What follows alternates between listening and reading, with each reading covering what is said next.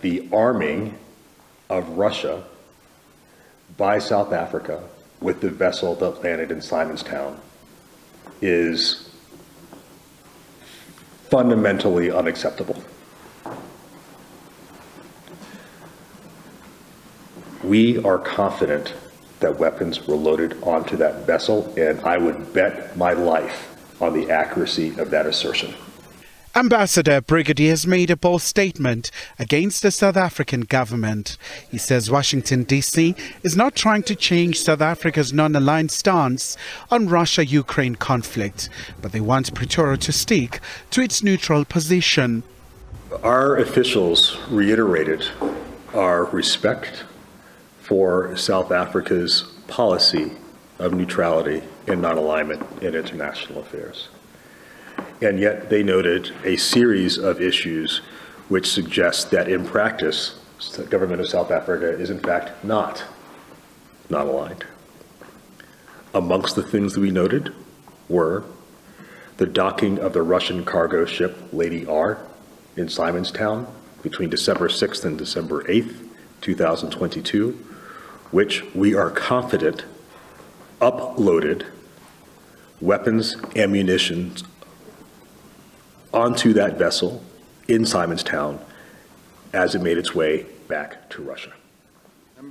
Responding to questions in the National Assembly, President Cyril Ramaphosa was also asked about this matter. We are all aware of the news that we all became aware of the Lady R, and that whole matter, Honorable Steenhuisen, is being looked into.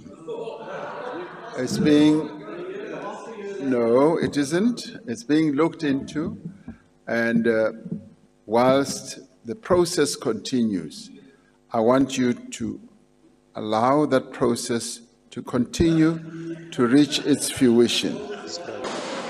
Another dominant issue is to be the Africa Growth and Opportunity Act that gives duty and quota-free access to the U.S. market for selected African countries, including South Africa.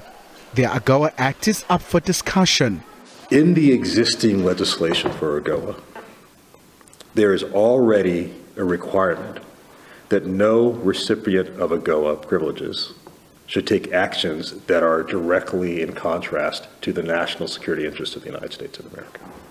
The U.S. ambassador in South Africa also says the International Criminal Court's Roman statutes is clear about what should happen if Russian President Vladimir Putin comes to the country for the BRICS summit later this year. We also know that there has been a precedent set under South African constitutional law domestically, following the failure to arrest Omar Bashir when he was indicted by the ICC and he came to South Africa for the AU summit in 2015. And so as we look at this situation from a distance, we do not understand what's there to debate about.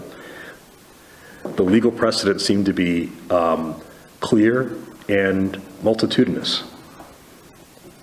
And so we don't understand why the government of South Africa will not publicly and fulsomely commit to the obligations that it has voluntarily taken upon itself. The Americans say they'll keep a very close eye on the upcoming BRICS summits in South Africa. Our officials expressed quite serious concern of the explicit articulation of the BRICS configuration as a, quote, counterpoint to the G7, which does not sound like non-alignment or neutrality to us.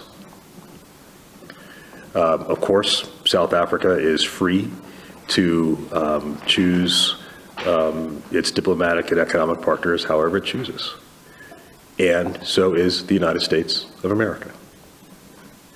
This is not a matter of bullying, as I often hear in this context. It's not a matter of threatening. This is how any relationship works. Meanwhile, the U.S. says it attaches enormous importance to its relationship with South Africa, and it hopes the dialogue will deal with its concerns. Khumalo, SABC News, Pretoria.